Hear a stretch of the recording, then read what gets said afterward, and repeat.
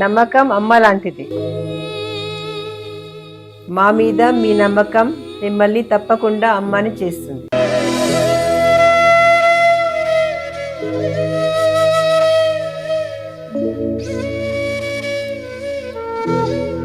నేడు ఎంతో మంది మా మీద నమ్మకంతో అమ్మాయారు.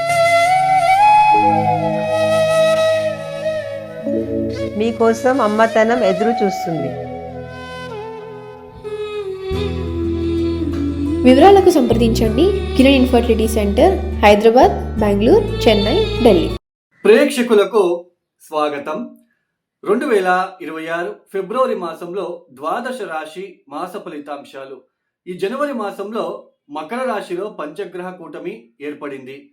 సూర్య, బుధ, కుజ, శుక్ర ఈ 4 గ్రహాలతో పాటు చంద్రుడు కూడా కలిసి సంచారం చేయడం అనేది పంచగ్రహ కూటమి ఏర్పడింది మకర రాశిలో.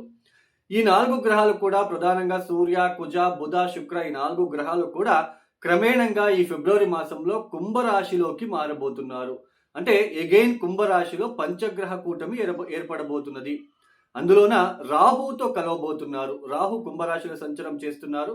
ఆ రాహు ఉన్న ప్లేస్ లోకే ఈ 4 గ్రహాలు వెళ్తున్నారు. సూర్య రాహు కలిసినప్పుడు ఏ జాతకమైనా తీసుకోండి, మీ జాతకం ఒకసారి చెక్ చేసుకోండి. సూర్య రాహు, సూర్య కేతు, సూర్య శని ఇలా డీప్ కంజక్షన్ అయినప్పుడు పితృదోషం ఏర్పడుతుంది. ఈ పితృదోషం ఏర్పడినప్పుడు చూడండి, వాళ్ళ ఇంట్లో ఎవరైనా దుర్మరణం అయ్యి ఉండే ఆస్కారం ఉంటుంది. ఏదైనా దుర్మరణము, అకాలిక మరణము ఇలాంటివి. అలానే ఈ పితృదోషం ఉన్న వాళ్ళకి ఈ ఎదుగుదల అనేది తొందరగా రాదు. అంటే ఫైనాన్షియల్ పరంగా, ఒక వ్యాపార పరంగా, ఆర్థిక పరంగా, అలానే ముఖ్యంగా ఉద్యోగ పరంగా, సంతాన పరంగా వాళ్ళు ఏ ఇంట్లో కలిసి ఉంటారో ఆ ఇంటి పైన ప్రభావం చూపిస్తారు. సో ఈ ఫిబ్రవరి 13వ తేదీ లోపలనే మీరు ఎవరైనా సిజరిన్ చేసుకోవాలి, సిజరిన్ చేపించాలి అని ఎవరైనా అనుకున్నట్లు కనుక అయితే ఈ ఫిబ్రవరి 13వ తేదీ లోపుననే మీరు ఆ సిజరిన్ కార్యక్రమంని చేసుకోండి. ఫిబ్రవరి 13వ తేదీ దాటిన తర్వాత సూర్యుడు ఈ ఒక కుంభరాశిలోకి మారబోతున్నారు. అక్కడ రాహుతో కలుస్తున్నారు. పితృదోషం ఏర్పడుతుంది. డైరెక్ట్ సూర్యుడు తన ఓన్ స్వక్షేత్రమైన సింహరాశిని చూస్తారు. కుంభరాశిలో కూర్చొని సమసప్తక దృష్టిలలో డైరెక్ట్ నేరుగా సింహరాశిని చూస్తారు. సింహరాశిలో కేతు గ్రహం కూడా ఉన్నారు. సో ఈ పితృదోషం ఏర్పడుతుంది కాబట్టి ఈ సిజరిన్ కార్యక్రమం ఎవరైనా చేయాలి, చేసుకోవాలని అని ఏమైనా మనసులో ఉంటే ఫిబ్రవరి 13వ తేదీ లోపున మీరు వాటిని చేసుకోవడానికి ప్రయత్నాలు చేసుకోండి.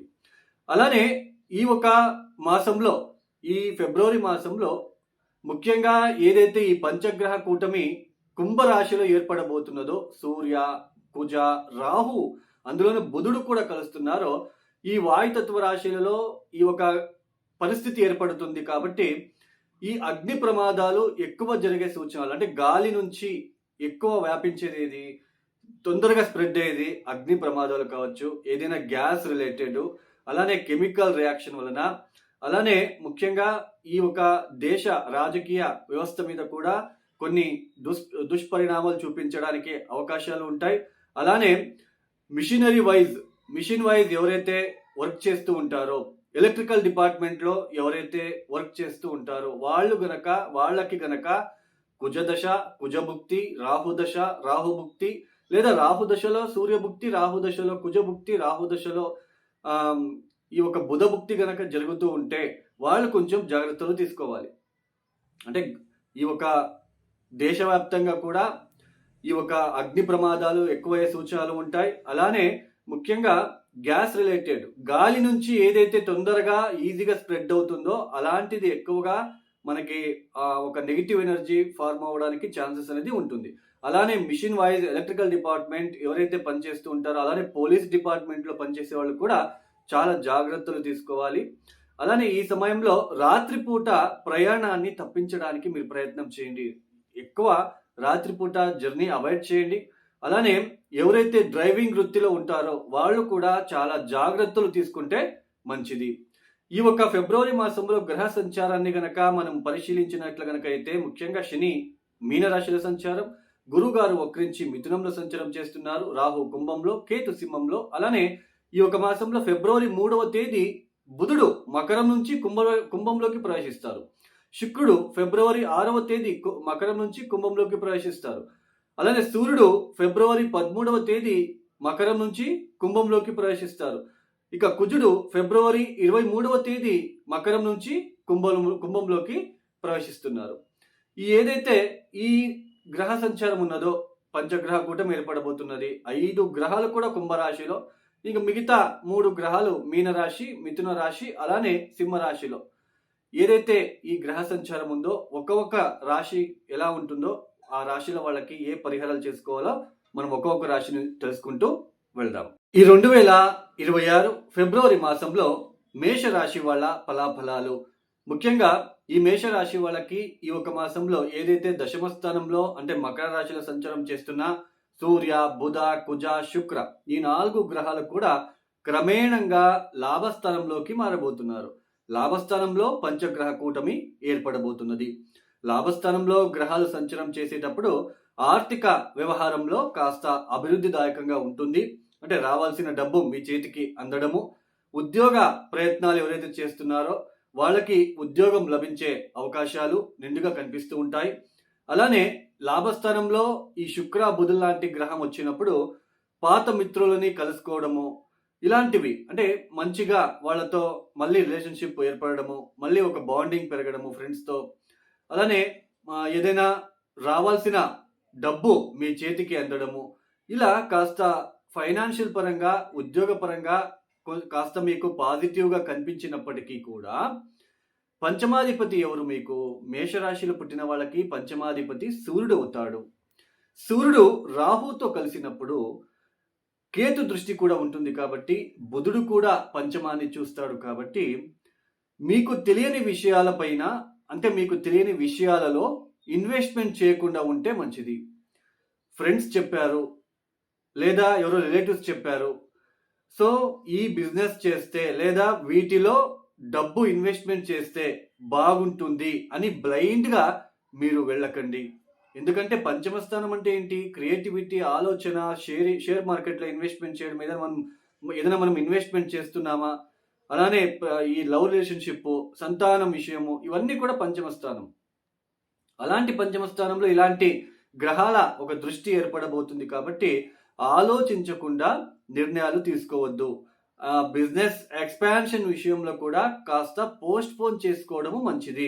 ఎందుకంటే రాబోయే రోజుల్లో మేషరాశి వాళ్ళకి అంతగా బాగుండదు. కాబట్టి మనము సొంత జాతకం, మన జాతకంలో దశాభుక్తి కనుక బాగా ఉంటే ఓకే, బట్ దశాభుక్తి కూడా బాగోలేదు, కాస్త ఇబ్బందిగా ఉంది అన్నప్పటికీ ఇలాంటి గోచారంలో ఇలాంటి గ్రహస్థితి ఏర్పడినప్పుడు దశాభుక్తి బాగోలేదు, ఇది కూడా బాగోలేదు, అప్పుడు మనకి కొంచెం డ్యామేజ్ అయ్యే సూచనలు ఉంటాయి. కాబట్టి షేర్ మార్కెట్లో ఇన్వెస్ట్మెంట్ చేయడము, అలానే బెట్టింగ్లు ఆడి నష్టపోవడము, అంటే ఇప్పుడు పంచమ స్థానంలో కేతు లాంటి గ్రహం వచ్చినప్పుడు ఆలోచించే ఒక క్రమంగా ఉండదండి.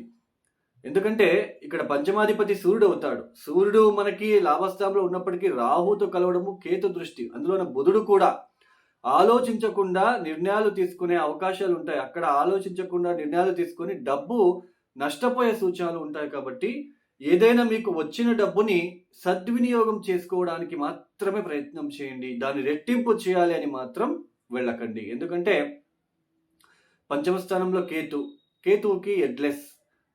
ఇక్కడ అందులోన సూర్యుడు సమసప్తక దృష్టిలో చూస్తున్నాడు, రాహుతో కలవబోతున్నాడు. కాబట్టి ఈ ఒక ఇన్వెస్ట్మెంటు, అలానే ఏదో ఒక మెసేజ్ వచ్చిందండి, నొక్కేశాను, డబ్బులు కట్టేయాయి, ఇలాంటివి కూడా ఇలాంటి గ్రహస్థితులు ఉన్నప్పుడు, అంటే మనకి ఎంత తెలివితేటలు ఉన్నప్పటికీ ఈ సమయంలో ఆ తెలివిని ప్రదర్శన చేయలేకపోతూ ఉంటాం.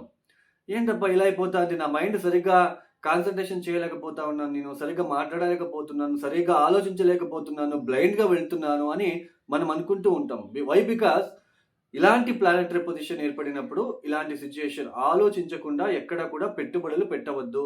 జూజాడము, బెట్టింగ్లు, ఇవన్నీ అట్లాంటివి జోలికి గనక వెళ్ళారు అంటే డబ్బు నష్టం అది 100% జరిగిపోతుంది. ఎందుకంటే ఇక్కడ పంచమ స్థానం మెయిన్, మనకి పూర్వపుణ్య స్థానం చాలా ఇంపార్టెంట్. మనం గత జన్మలో కావచ్చు, ఈ జన్మలో ఏదైనా తప్పులు చేసి తెలియక తప్పులు చేసి ఉంటే అది ఈ టైంలో అలాంటి సిచ్యువేషన్ ఏర్పడబోతుంది. కాస్త జాగ్రత్తలు తీసుకోండి. అలానే ఈ సమయంలో సంతానం నుంచి ఒత్తిడులు, అలానే గర్భిణీ స్త్రీలు ఎవరైనా ఉన్నట్టు కనుకైతే మేషరాశిలో పుట్టిన వాళ్ళు కాస్త జాగ్రత్తలు తీసుకోండి. వీళ్లకు సరిగ్గా భోజనం చేయడము, అలానే ఏదైనా మీరు దేవతా కార్యాలలో దేవతా పుస్తకాలని మీరు చదువుకుంటూ ఉండడానికి మాత్రమే ప్రయత్నం చేస్తే మంచిది. నెగిటివ్గా ఆలోచించడము ఇవన్నీ చేయకుండా ఉంటే మంచిది. ఈ సమయంలో ప్రేమికులు కూడా ఒకరికొకరు మోసం చేసుకోవడము, అలానే అక్కడ ఇబ్బందులు, అలానే ఎమోషనల్గా ఫీల్ అవ్వడము, అలానే బాగా మైండ్కి డిస్టర్బెన్సెస్ అని అనిపించడము ఇలాంటివి కూడా ఉంటాయి. కాబట్టి ఆర్థిక విషయాలలో ఇన్వెస్ట్మెంటు, అలానే సంతానం పరంగా, అలానే ప్రేమికులు ఎవరైనా ఉన్నట్టు కనుకైతే వాళ్ళు జాగ్రత్తలు తీసుకోవాలి. ఇక మిగతా అంతా కూడా పెద్దగా అంటే జాబు బాగానే ఉంటుంది, ఫైనాన్షియల్ పరంగా మీకు వస్తూ ఉంటుంది. బట్ వాటిని సద్వినియోగం చేసుకోవడానికి మాత్రమే ప్రయత్నం చేయండి. ఈ మేషరాశి వాళ్ళు తప్పనిసరిగా చూడండి, ప్రతిరోజు సూర్య నమస్కారము, ఆదిత్య హృదయము, అలానే గోధుమ రవ్వతో చేసిన పాయసాన్ని ఎవరికైనా నలుగురికి పెట్టడానికి ప్రయత్నం చేయండి. అలానే ముఖ్యంగా ఈ సమయంలో మీరు ఏం చేసుకోవాలి అంటే ముఖ్యంగా మీరు చేసుకోవాల్సింది లక్ష్మీనారాయణ ఆరాధన ఎంత చేస్తే మీకు అంత మంచిది. ఎవరైతే ఈ వీడియోని చూస్తున్నారో లైక్ చేయండి, షేర్ చేయండి, సబ్స్క్రైబ్ చేసుకోండి. సర్వే జనం సుఖినో భవంతు. ధన్యవాదములు. జై శ్రీరామ్.